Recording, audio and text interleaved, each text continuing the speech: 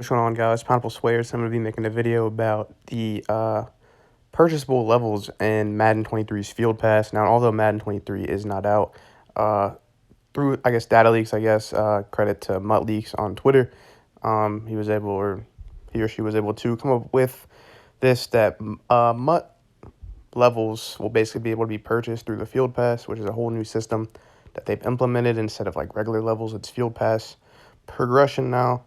And I guess my first thing to say is the Field Pass is completely free, but now being able to buy levels, that has caused outrage in the community, to say the least.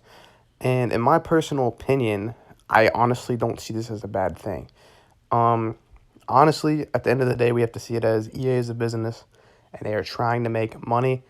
And in my opinion, I honestly wouldn't say it's a good thing, but it's not a bad thing either.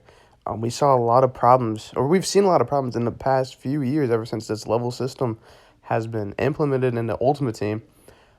People buying levels through like third parties and buying, I don't even know how all that stuff works, but like basically a bot to go in and level you up for you to level 50, like day one.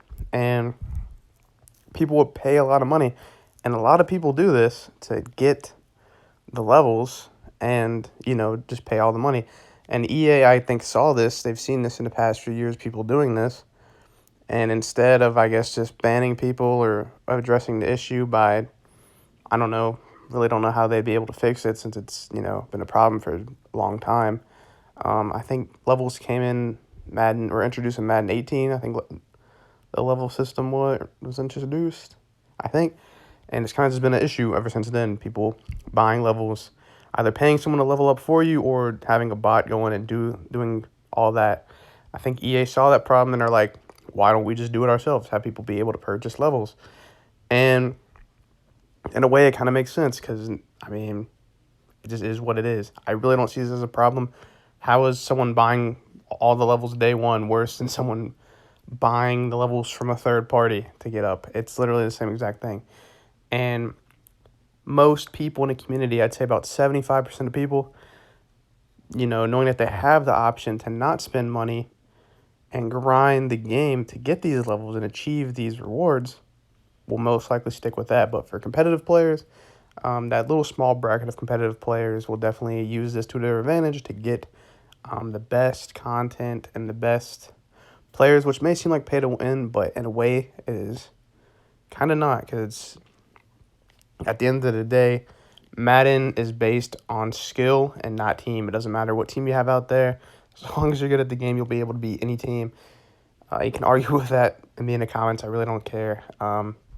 If you suck at Madden, you just plain out suck at Madden. But, plus two with the ladders being basically, I think, the first week of the game.